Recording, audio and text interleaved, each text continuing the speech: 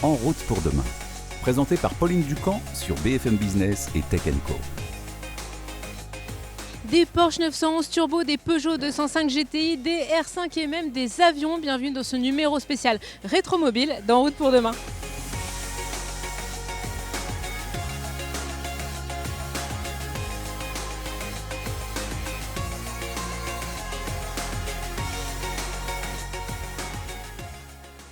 De 800 000 à 1 million de véhicules en France sont dits collectionnables, c'est-à-dire qu'on a envie de les conserver pour leur intérêt pour l'histoire de l'automobile, aussi parce qu'on les apprécie beaucoup. Sur ce million de voitures, environ 200 000 ont une carte grise de collection, c'est-à-dire qu'ils ont plus de 30 ans. Les passionnés de ces voitures plus ou moins anciennes, eh bien on les retrouve ici à Paris, porte de Versailles, au salon Rétromobile.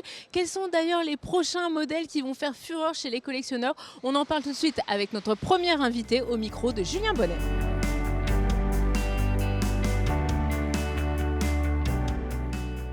C'est devenu un des rendez-vous incontournables de ce salon Rétromobile, la vente aux enchères organisée par Arcurial et sa division Motorcars. On est justement avec son directeur Mathieu Lamour. Bonjour. Bonjour. Et donc on fait un petit tour des modèles marquants de cette vente aux enchères et on commence par un des modèles finalement les plus marquants de l'automobile française, la 2 chevaux, donc avec des plages de tarifs assez variées, parce qu'on peut commencer entre 6 000 et 7 000 euros, et on a un modèle qui est parti ici aux enchères il y a quelques années autour de 190 000 euros. Bon, elle avait quelques particularités qui expliquaient un peu cette cote fabuleuse, mais ici sur les modèles en vente cette année, on a un budget quand même un petit peu plus raisonnable a priori. Alors oui, mais le modèle dont vous parlez, qui a fait ce record du monde à 186 000 euros exactement ici à Rétromobile, eh bien c'était un modèle similaire à celui qui se trouve derrière moi, la 2 chevaux Sahara, la célèbre 4x4 avec, elle a tout en double, le moteur, la boîte de vitesse, le démarreur, les réservoirs placés sous les sièges.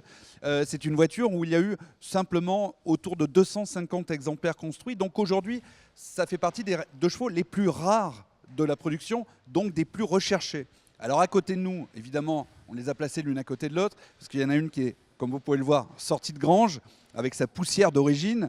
Dans la poussière, évidemment, on peut deviner l'histoire de la voiture. Bien sûr. Et vous avez une 2 chevaux Charleston, qui est la série spéciale qui a permis à Citroën de relancer un petit peu le côté sexy, le côté code d'amour de la 2 chevaux en 1990.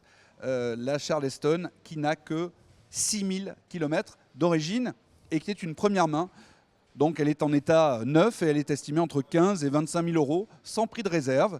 Donc les gens pourront exprimer leur intérêt pendant la vente. Ouais, on a vraiment l'impression qu'elle sort de l'usine et bon, elle est plus abordable que sa voisine qui est dans un état, on va dire, comme vous avez dit, sortie de grange ou sortie du Sahara.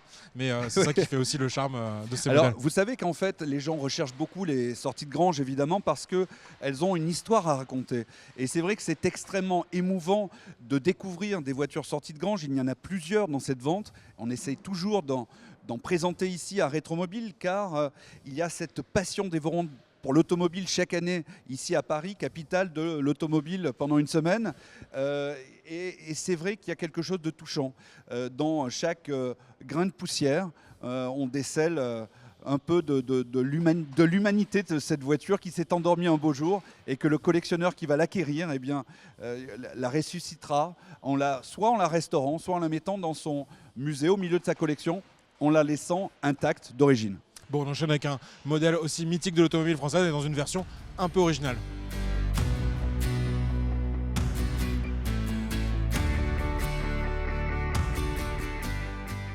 On reste chez Citroën, marque incontournable du patrimoine automobile français, avec ce qui peut ressembler à un Citroën Type H juste derrière moi, mais avec une petite particularité, c'est bien ça Mathieu? Une petite particularité qui n'est pas des moindres, puisque c'est effectivement la déclinaison camping-car du célèbre Type H HY exactement. Il est de 1966 et il est surtout dans un état absolument remarquable puisqu'il n'a que 35 000 km d'origine. Alors pour partir en vacances en famille, c'est idéal. On se retrouve vraiment propulsé dans les années 60 avec cet intérieur très vintage encore dans son jus. On rappelle, c'est un exemplaire unique, c'est ça Exemplaire unique exactement, avec un intérieur en formica extraordinaire et équipé d'un vélo Solex à l'arrière. Donc elle est sur le porte vélo Solex. C'est fabuleux, quoi. Donc c'est le véhicule de loisir par excellence que l'on pouvait voir dans les années 70 dans les campings français. On reste un peu dans cet esprit-là avec le véhicule qui est juste derrière, hein, le fameux combi Volkswagen, un véhicule mythique. Même chose, on l'imagine partout dans le monde pour les vacances et en particulier sur les plages de Californie. Qu'est-ce que vous pouvez nous dire sur cet exemplaire qui est mis en vente cette année? Eh bien celui-là, c'est l'exemplaire le plus recherché puisqu'il s'agit d'un 23 fenêtres avec le toit ouvrant. C'est celui qui est le plus lumineux et donc le plus recherché par les collectionneurs. Et il est estimé entre 40 et 60 000 euros. Il faut savoir que c'est un 23 fenêtres transformé. Il n'est pas d'origine sorti en 23 fenêtres. C'est pour ça qu'il est très plébiscité par les collectionneurs. C'est le plus agréable à rouler. C'est avec ce toit ouvrant extraordinaire qui laisse entrer les rayons du soleil. C'est merveilleux en été pour partir en vacances en famille. Il n'y a plus qu'à sortir la planche de surf et on se retrouve ensuite donc, sur un véhicule aussi mythique et avec un budget quand même un petit peu plus conséquent.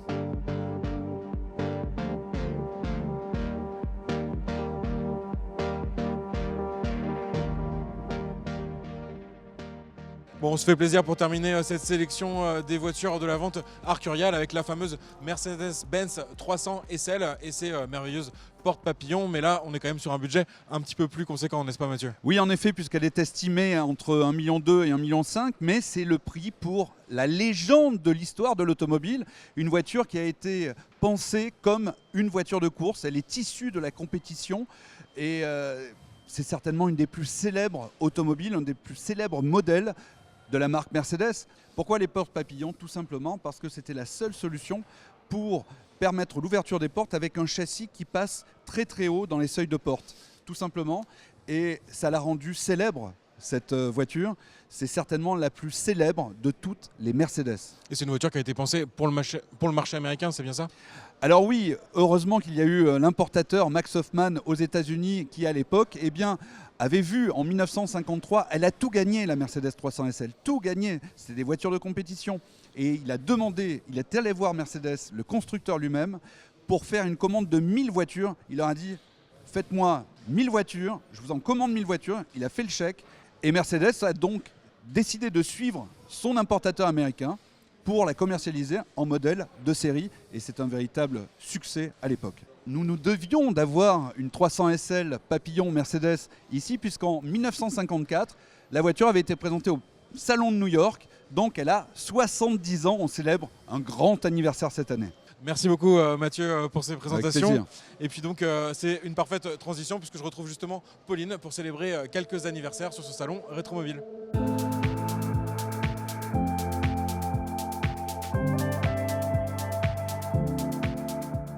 Oui, Julien, Rétromobile, c'est l'occasion de célébrer des anniversaires. La petite rouge derrière moi, elle souffle d'ailleurs ses 40 bougies cette année. C'est la Peugeot 205 GTI. C'est vraiment devenu, Julien, un modèle mythique de l'histoire automobile française. Mais oui, complètement, parce qu'en 1982, Peugeot sort la 205, le fameux sacre numéro qui va lui permettre de se relancer. La marque a été un petit peu mal en point à ce moment-là. Et 2 ans plus tard, 1984, elle active le mode sport en proposant donc cette fameuse 205 GTI. Et donc on est très heureux ici de célébrer ses 40 ans, comme un autre modèle assez mythique, je suis obligé de le souligner, le Citroën C15. Effectivement, et on va continuer dans les anniversaires, mais cette fois-ci on va passer côté allemand. C'est un modèle mythique qui fête son 50e anniversaire, c'est la Golf. Et avec Julien, on vous a préparé une petite sélection des modèles à retenir sur ces 8 générations de Golf.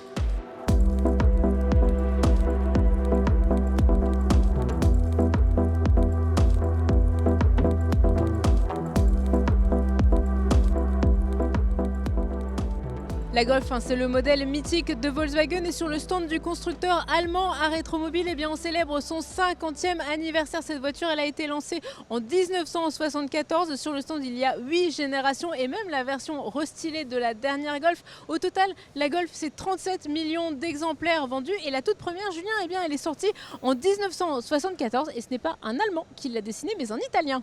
Et oui, c'est un petit côté un peu latin dans ce modèle allemand, Giorgetto Giugiaro, à qui on doit plein de modèles célèbres comme l'Alfa Romeo Giulia ou encore l'Audi 80 ou la première Fiat Panda. Bon, une variété de modèles assez différents et ils donnent vraiment ce petit côté moderne à l'époque.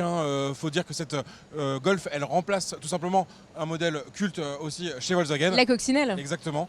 Et donc forcément, elle introduit les nouveaux codes qui vont se retrouver sur pas mal de voitures modernes. Cette Golf, elle introduit aussi la possibilité d'avoir des variantes de carrosserie. Dès 1976, on va la découvrir en version cabriolet. Et puis bien sûr, assez vite va arriver aussi la version GTI, donc le sport dans une voiture compacte. Ça aussi, c'était assez original pour l'époque. Et donc cette voiture, elle va vraiment incarner le Volkswagen moderne parce que remplacer la coccinelle, c'était quand même un défi. Et donc, on vous le disait, il y a 8 générations de Golf. Alors, on va pas toutes vous les faire parce qu'on adorait, mais là, il nous faudrait à peu près au moins, je pense, 10 heures d'émission. Donc, on en a sélectionné 2 autres et on va aller vers la génération 4. C'est une grosse évolution. On est dans les années 90, Julien Bonnet, c'est ça, en termes Oui. d'années. Donc, on a fait un bond. On est passé 74. On arrive dans les années 90. Et cette Golf 4, eh bien, elle est beaucoup plus arrondie. On est moins dans le côté anguleux qu'on pouvait avoir dans les années 70. Oui, c'est ça complètement. D'ailleurs, on retrouve un autre grand nom chez les designers automobiles, Peter Schreier, à qui on doit bien sûr l'Audi TT. Tout simplement un autre modèle mythique de la fin des années 80. Exactement. Et donc voilà, on retrouve tout de suite une forme bien plus moderne. Finalement, on retrouve la Golf actuelle pratiquement sous sa forme. On s'éloigne beaucoup, bien sûr, du modèle original. Et puis on a l'entrée dans la modernité avec un intérieur qui est aussi beaucoup plus moderne. Bref, c'est vraiment cette Golf 4 pour moi qui accentue ce basculement vers la modernité. Oui, parce que c'est vrai que la Golf, elle a des codes un peu comme on retrouve, mais surtout les modèles modernes. On avait notamment, je pense à cette sellerie à carreaux qui finalement revient régulièrement, notamment sur les GTI, comme un petit clin d'œil à l'histoire régulièrement. Alors on continue notre bond rétromobile. C'est finalement un salon où on fait un bond dans le temps. Alors là, nous, on avance dans l'histoire de la Golf et on va arriver à la 7e génération. 7e génération, on est déjà dans les années 2010, bien avancé. Et on va pouvoir parler notamment de motorisation, puisque c'est vrai qu'on a parlé GTI, la sportive, mais finalement la version 7, eh bien, elle va nous offrir une variété de moteurs encore plus large. Oui, c'est ça, c'est pour ça que je l'ai retenu, cette Golf 7, c'est qu'elle va aussi trouver donc, des nouvelles déclinaisons avec une version hybride rechargeable qui arrive finalement assez tôt dans l'histoire quand on voit aujourd'hui le succès que peut avoir cette motorisation qui associe à la fois donc, l'électrique et le thermique avec la possibilité de rouler en zéro émission sur quelques dizaines de kilomètres. Et la Golf 7, elle le proposait déjà et on va aussi avoir l'émergence d'une version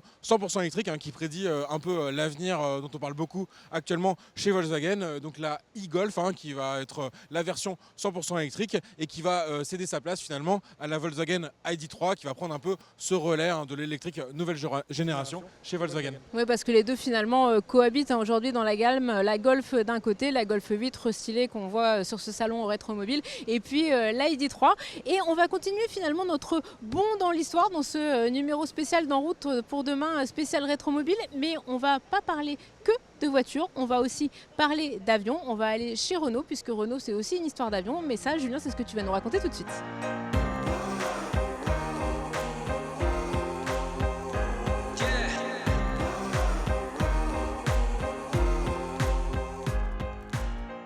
C'est assez atypique sur un salon dédié à l'automobile, mais cette année à Rétromobile, on retrouve sur le stand Renault un avion et je suis avec Dominique Jackson, responsable de la valorisation de la collection Renault justement. Bonjour Dominique. Bonjour Julien, bienvenue. Finalement, pourquoi on trouve cet avion aujourd'hui sur le stand Renault ? On a décidé cette année de mettre en avant une histoire assez méconnue, c'est-à-dire le lien entre Renault et l'aéronautique, puisque l'histoire de Renault dans le domaine de l'aviation a débuté il y a déjà très longtemps, puisque le premier moteur réalisé par Louis Renault pour l'aviation date de 1907. Et 2 ans plus tard, déjà, il équipait des biplans réalisés par d'autres marques, je pense à Voisin ou à Breguet. Ensuite, Première Guerre mondiale, Renault a participé à l'effort de guerre en produisant plus de 13 000 moteurs d'avion. Et on va arriver dans les années 30, une décennie vraiment marquée par la course à la vitesse. On va chercher à battre des records, à marquer les esprits. Et que ce soit dans l'automobile ou dans l'aviation, on va travailler l'aérodynamique au maximum pour battre des records de vitesse. Et on s'est dit, Louis Renault s'est dit que les recherches dans l'aérodynamique pouvaient servir dans le domaine de l'automobile. Et c'est grâce à l'ingénieur aérodynamicien Marcel Riffard qu'on a pu obtenir des véhicules des records sur la route. Oui, c'est ce qu'on voit un peu sur le stand hein, avec tous ces véhicules qui se retrouvent autour de l'avion. Est-ce que vous pouvez nous présenter quelques-uns comme ça, peut-être les plus marquants ? Alors les plus marquants, l'histoire commence en 1926 avec la 40 chevaux des records. On se trouve sur l'anneau de vitesse de Montlhéry qui célèbre cette année, vous le savez, son centenaire. Donc 2 ans plus tard, Renault produit sur une base de 40 chevaux un modèle complètement aérodynamique, un moteur 6 cylindres de 140 chevaux. Alors comme ça paraît pas énorme, la voiture elle pèse 2 tonnes mais elle a une cylindrée de 9000 cm3. Et finalement, on va atteindre la vitesse de 190 km/h avec ce modèle-là qui est exposé ici même sur notre stand. Ensuite, les recherches aérodynamiques vont s'inspirer du monde de l'aéronautique. On va avoir la Nerva Sport des records sur laquelle justement Marcel Riffard a travaillé. On va encore arriver sur d'autres records. Et après-guerre, le modèle qu'on a juste derrière nous, qui est le tank Riffard. Le tank, en fait, c'est la forme du véhicule qui est comme ça. Et voilà, ça ressemble à une aile d'avion. On est vraiment sur une forme très particulière. Et c'est sur une base de 4 chevaux. Donc finalement, c'est un moteur de 750 cm3, mais qui permettait quand même d'avoir des performances intéressantes. Oui, la petite étoile filante qu'on voit peut-être juste après, même chose, on a vraiment l'impression de retrouver un avion, mais fait pour la route, quoi. Absolument, le lien avec l'aviation est évident parce que là on est encore en 1956, on va se retrouver cette fois-ci aux États-Unis sur le lac Salé de Bonneville et cette voiture est équipée d'une turbine, une turbine qui vient du monde de l'aviation, qui développe 270 chevaux et sur le lac Salé, croyez-moi, ça envoie du lourd puisqu'elle dépassait 300 km/h et pour la petite histoire, ce record tient toujours. Ouais, pour l'époque, ça devait être super impressionnant. Et finalement, il y a un lien aussi d'actualité hein, avec ce caudron Rafale qu'on retrouve sur le stand et un véhicule qui va bientôt être lancé chez Renault, c'est bien ça ? Absolument, parce que les avions des records que j'évoquais à l'instant portaient des noms de vent. On avait le Simoun, le Cyclone, le Typhon et le Rafale que vous avez ici. Donc le nom Renault Rafale est un nom qui est ancré dans l'histoire de Renault. Et ce nom-là reprend son envol, j'ai envie de dire, cette année avec le lancement du nouveau Rafale, cette fois-ci e-tech full hybride. Voilà, donc des modèles anciens et présents qu'on peut retrouver cette année à Rétromobile sur le stand Renault.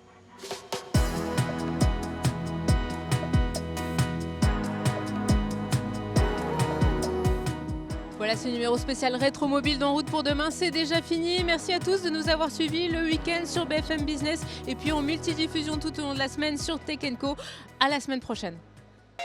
En route pour demain, la mobilité sous toutes ses formes sur BFM Business et Tech & Co.